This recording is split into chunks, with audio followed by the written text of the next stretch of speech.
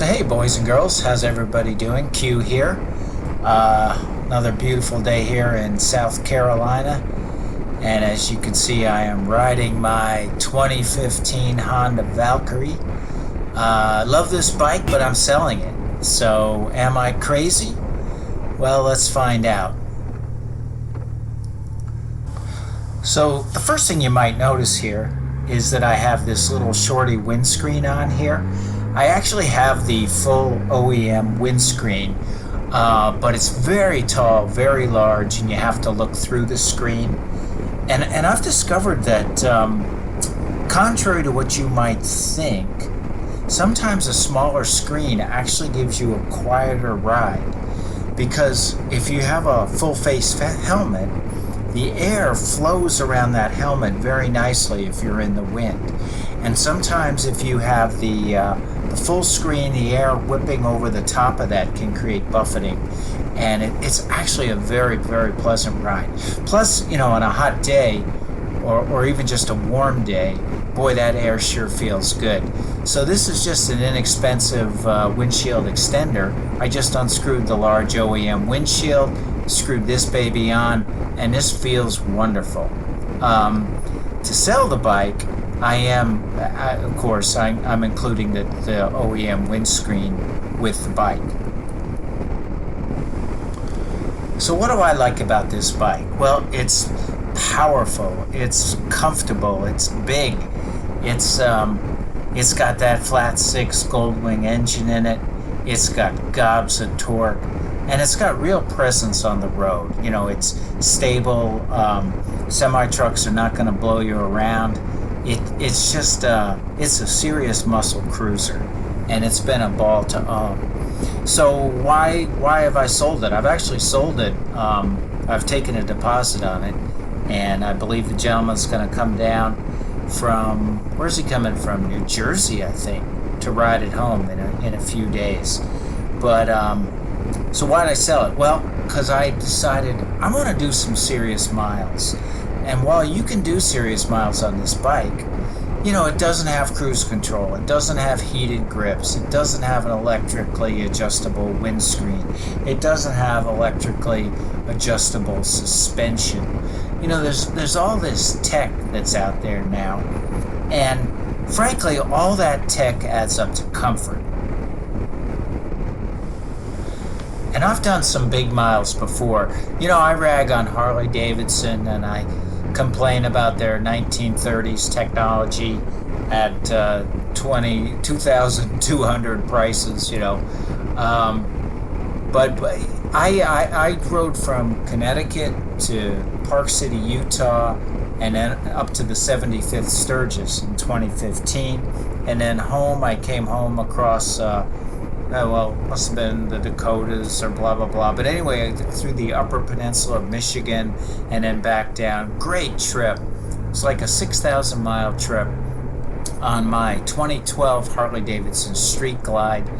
And honestly, that bike was capable, comfortable. It was a delightful touring partner. Then I got tired of that bike. You know, it was an 800-pound motorcycle. I didn't want an 800-pound motorcycle. I got tired of dragging that big beast out of the garage to go, you know, zip around the back roads for an hour. So I don't know how many motorcycles I've had since then, but quite a few. So I've got this big Valkyrie, and I've also got Kawasaki W800 Cafe 2019 that I just bought new. What a fun bike the Kawasaki is. I absolutely love that thing. For bombing around. I love the character of the engine. I love the way it looks. I love everything about that Kawasaki. But you're not going to take that to Yosemite. You know, you're not going to take that to Seattle from South Carolina. And frankly, I don't want to take the Valkyrie on that long a trip either. So I started researching, you know, what's the best sport touring bike? And, you know, that has all the gizmos, all the creature comforts, loads of power, and something I can really, really go miles on. And then, as they say, you know, after all that highway, to get to someplace fun, like the Tail of the Dragon, or the Cherahalla Highway, or Skyway, whatever it is. Highway, Skyway, I don't know. Anyway, when I get there, I want a bike that I can fly on, that I can really do some cornering and some carving on and have some fun when I get there.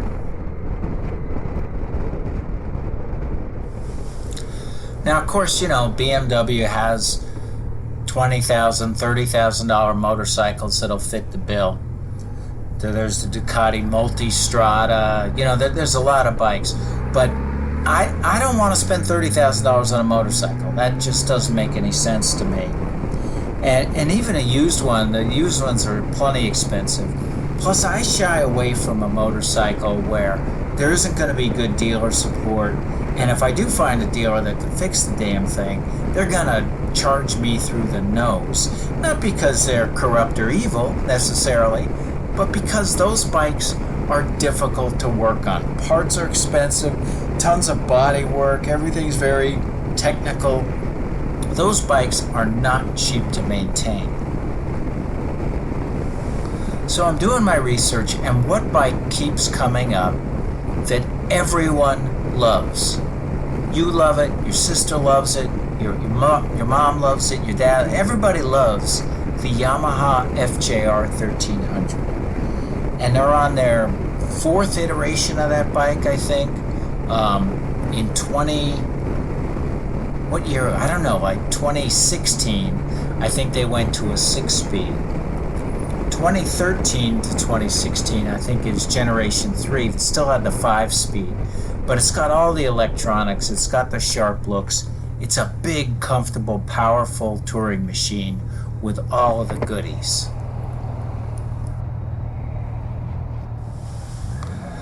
So I found myself a 2015 FJR, and it's that beautiful gloss dark gray color.